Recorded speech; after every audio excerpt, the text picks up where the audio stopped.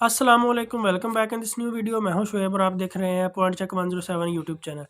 کچھ اہم political updates ہیں۔ اسحاق ڈار نے پاکستان کے وزیر خارجہ کا منصب سنبھال لیا۔ وزیر خارجہ بنتے ہی جو اہم ڈیولپمنٹ ہوئی ہے وہ یہ کہ امریکہ کی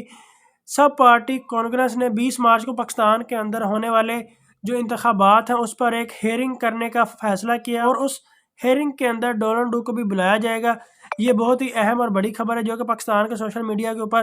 گردش کر رہی ہے۔ اس کی اہم ڈیٹیلز میں آپ کے ساتھ شیئر کروں گا، اور اس سب کے اوپر پاکستان کا جو دفتر خارجہ ہے اسحاق ڈار ہے انہوں نے کیا رپلائی دیا ہے یہ آپ کے ساتھ شیئر کروں گا۔ اس وقت پی ٹی آئی جس جماعت کے ساتھ اتحاد کے اندر ہے، اگر وہ جماعت پیچھے ہٹ گئی تو پی ٹی آئی کے پاس کیا بچے گا؟ قومی اسمبلی کے ایک کیمرہ مین کو کیوں فارغ کیا گیا؟ اس نے ایسا کیا دکھایا تھا کہ اس کی نوکری سے ہی نکال دیا گیا؟ بجلی کی قیمتوں میں مزید اضافہ ہونے جا رہا ہے، اور شیر افضل مروت نے کون سی بیوقوفی کی کہ پی ٹی آئی کا سارا سوشل میڈیا ونگ یہ کہہ رہا ہے کہ انہوں نے پی ٹی آئی کے جو رولز اور گائیڈ لائنز تھی ان کو فالو نہیں کیا اور عمران خان کی نافرمانی کی ہے، عمران خان کی بات نہیں مانی۔ یہ تمام ڈیٹیلز میں آپ سے اس ویڈیو کے اندر شیئر کروں گا۔ اس سے پہلے ویڈیو کو لائک کر دیں، چینل کو سبسکرائب کر دیں اور بیل کے آئیکن کو پریس کر دیں تاکہ آنے والی تمام لیٹسٹ ویڈیو کا نوٹیفیکیشن آپ تک آسانی کے ساتھ پہنچ جائے۔ دوبارہ آپ سے ریکویسٹ ہے کہ چینل کو سبسکرائب لازمی کریں، کیونکہ جتنی ہم محنت کر رہے ہیں اتنا ابھی تک آڈینس کی طرف سے ریاکشن نہیں آ رہا، تو اس لیے دوبارہ آپ سے ریکویسٹ ہے کہ چینل کو سبسکرائب لازمی کریں اور ویڈیو کو کمپلیٹ دیکھیں۔ اب یہ جو ساری خبریں ہیں یہ صرف اور صرف اس بات کے ارد گرد گھوم رہی ہیں کہ اسحاق ڈار کو پاکستان کا وزیر خارجہ کیوں بنایا گیا، جبکہ اسحاق ڈار کا یہ کہنا تھا ماضی کے اندر کہ میرے سے اچھا فائنانس منسٹر نہیں ہے، میرے سے اچھا وزیر خزانہ نہیں ہے۔ اسحاق ڈار کو وزیر خزانہ کیوں نہیں بنایا گیا اور اسحاق ڈار کو وزیر خارجہ کیوں بنایا گیا؟ کیوں پاکستان کی خارجہ پالیسی کو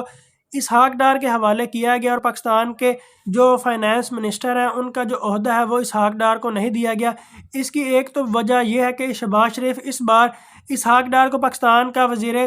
خزانہ نہیں بنانا چاہتے تھے، فائنانس منسٹر نہیں بنانا چاہتے تھے، کیونکہ وہ ان سے مطمئن نہیں تھے، اور اس کے بعد انہوں نے ایک ایسے انسان کو وزیر خزانہ بنایا جو کہ بینکنگ کے ساتھ تعلق رکھتا تھا اور جو کہ بہت سٹرونگ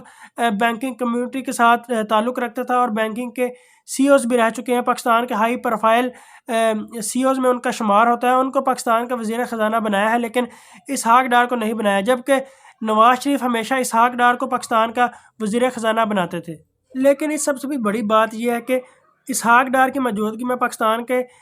خارجہ کی جو پالیسی ہے وہ امریکہ کے ساتھ کس طرح کی اب ہوگی، کیونکہ امریکہ پاکستان کے بارے میں، پاکستان کے الیکشنز کے بارے میں ایک ہیئرنگ کرنے جا رہا ہے، لیکن اس سب کے اندر پاکستان کے دفتر خارجہ کی طرف سے ایک میسج آیا ہے، ایک رپلائی آیا ہے جس میں کہا گیا ہے کہ ہمیں پتہ ہے 20 مارچ کو ہیئرنگ ہونے جا رہی ہے۔ پاکستان امریکہ کے ساتھ اپنے تعلقات کو بہت قدر کی نگاہ سے دیکھتا ہے اور یہ یقین رکھتا ہے کہ تمام معاملات کے اندر ایک رابطے کا نظام رکھا جائے گا۔ ہم امریکہ کی لاجسٹک باڈی کو سمجھتے ہیں، یعنی کہ امریکہ کی جو جوڈیشری ہے، امریکہ کی جو عدالتی نظام ہے، ہم اس کو سمجھتے ہیں اور اس کی قدر اور اس کو قدر کی نگاہ سے دیکھتے ہیں۔ وہ بین الاقوامی معاملات پر بحث بھی کر سکتے ہیں اور مباحثہ بھی کر سکتے ہیں، یعنی کہ پاکستان کا جو دفتر خارجہ ہے وہ اس بات کو تسلیم کر رہا ہے کہ جو پاکستان کے اندر الیکشن ہوئے ہیں جس پر امریکہ ہیئرنگ 20 مارچ کو بلا رہا ہے، یہ ایک بین الاقوامی معاملہ ہے اور اس پر امریکہ بات کر سکتا ہے۔ یہ جو ساری ورڈنگ ہے یہ پاکستان کے دفتر خارجہ کی طرف سے ممتاز بلوچ صاحبہ کی طرف سے کی گئی ہے، اور انہوں نے ان کا جو رویہ تھا وہ اس طرح کا تھا، وہ اس بات کو تسلیم کر رہی تھی کہ امریکہ کے اندر جو ہیئرنگ ہونے جا رہی ہے وہ پاکستان کے 2024 کے اندر ہونے والے الیکشنز کے بارے میں ہونے جا رہی ہے، اور اس میں اور ایک لیگل بات کر رہی ہے کہ جو امریکہ کی جوڈیشری ہے وہ اس بات کی طاقت رکھتی ہے، امریکہ کا جو لاجسٹک نظام ہے وہ اس بات کی طاقت رکھتا ہے کہ بین الاقوامی معاملات میں بول سکیں، بین الاقوامی معاملات میں بحث و مباحثہ کر سکے، اور پاکستان کے اندر جو الیکشنز ہوئے ہیں وہ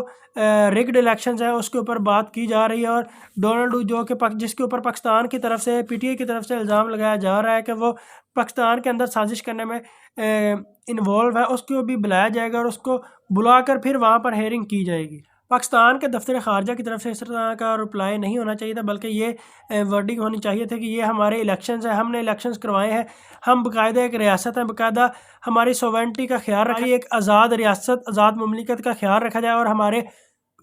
ملک کے اندرونی معاملات میں مداخلت نہ کی جائے۔ یہ باقاعدہ الیکشنز ہوئے ہیں اور باقاعدہ اس پروسیجر کے تحت یہ الیکشنز ہوئے ہیں، اس طرح کا رپلائی ہونا چاہیے تھا، لیکن ہمارے دفتر خارجہ کی طرف سے اس طرح کا رپلائی دیا گیا ہے کہ یہ پاکستان کے اندر جو بھی الیکشنز ہوئے ہیں، اگر آپ بین الاقوامی معاملات بین الاقوامی لیول پر جا کر اس کے اوپر ہیئرنگ کرنا چاہیں، اس کے اوپر بات کرنا چاہیں تو کر سکتے ہیں، کیونکہ پاکستان کے اندر جو الیکشنز ہوئے ہیں وہ واقعی کنٹروورسیز کا شکار ہے کہ پاکستان کے اندر الیکشن صحیح ہوئے ہیں یا رگڈ ہوئے ہیں۔ شیر افضل مروت کے بارے میں پی ٹی آئی کے سوشل میڈیا انفلوئنسرز کا یہ کہنا ہے کہ شیر افضل مروت نے پی ٹی آئی کا ایک رول کو توڑا ہے، پی ٹی آئی کی گائیڈ لائنز کو فالو نہیں کیا اور شاہ زیب خان زادہ کو ایک انٹرویو دیا ہے جس میں انہوں نے دو بہت ہی حماقتیں کی ہیں۔ ان میں ایک جو بڑی حماقت انہوں نے کی ہے وہ یہ ہے کہ انہوں نے اس بات کو تسلیم کیا ہے کہ سنی اتحاد کونسل کے ساتھ پی ٹی آئی کا جو اتحاد ہے وہ نہیں ہونا چاہیے تھا، اور جو دوسری بڑی بات شاہ زیب خان زادہ کے شو میں انہوں نے کہی ہے وہ یہ ہے کہ ایم ڈبلیو ایم سے اتحاد ہونے جا رہا تھا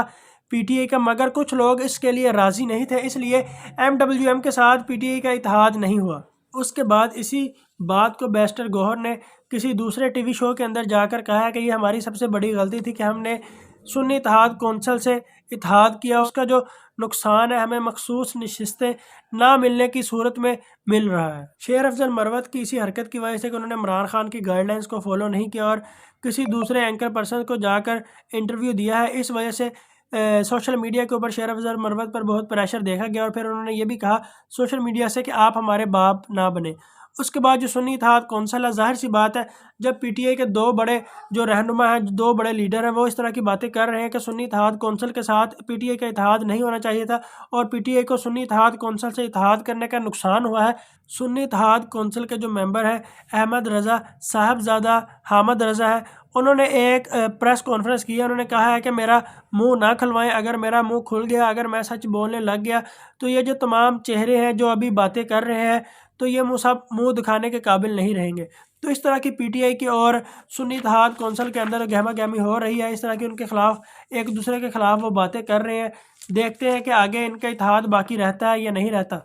اب بات کرتے ہیں کہ قومی اسمبلی کے اندر ایک کیمرہ مین کو فارغ کیوں کیا گیا۔ اس کو صرف اس بنا پر فارغ کیا گیا کیونکہ جب بھی اسمبلی کے اندر چور چور کے نعرے لگتے تھے تو وہ کیمرے کا منہ نواز شریف کی طرف کر دیتا تھا، صرف اس بنا پر اس کیمرہ مین کو فارغ کیا گیا، نوکری سے نکال دیا گیا، جبکہ یہ بات ماننے میں نہیں آتی کہ کیمرہ مین نواز شریف کی طرف اس وقت کیمرے کا رخ کرتا تھا جب چور چور کے نعرے لگتے تھے، بلکہ یہ جب کنٹرول روم آپریٹر جو ہوتا ہے، جو کہ تمام ویڈیوز کو ریکارڈ کر رہا ہوتا ہے اور آڈیوز کو ریکارڈ کر رہا ہوتا ہے، وہ جب بٹنز پریس کرتا ہے تو اس وقت وہ جس کیمرے کا فوکس کرتا ہے اور جس ریکارڈنگ کا فوکس کرتا ہے اس کو آن ایئر کیا جاتا ہے۔ تو یہ ساری غلطی اس کی ہے، جبکہ کیمرہ مین جو تھا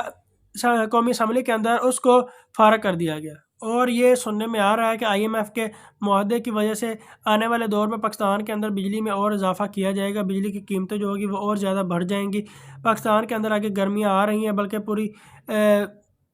زور و شور سے گرمیاں آ رہی ہیں، گرمی کا باقاعدہ زور سٹارٹ ہو چکا ہے، لیکن اب بجلی کو اور زیادہ مہنگا کیا جائے گا، عوام کے اوپر ایک اور بجلی بم گرانے کی تیاری کی جا رہی ہے۔ تو اس طرح کی پاکستان کے اندر جو ڈیولپمنٹس ہیں وہ ہو رہی ہیں، دیکھتے ہیں آگے پاکستان کی پولیٹکس کس طرف جاتی ہے، کیا کیا نئی اور اہم پاکستان کی پولیٹکس کے اندر پاکستان کے اندر ڈیولپمنٹس ہوتی ہیں۔ اس سے پہلے ویڈیو کو لائک کر دیں، چینل کو سبسکرائب کر دیں اور بیل کے آئیکن کو پریس کر دیں تاکہ آنے والی تمام نئی لیٹسٹ ویڈیو کو نوٹیفیکیشن آپ تک آسانی کے ساتھ پہنچ جائے۔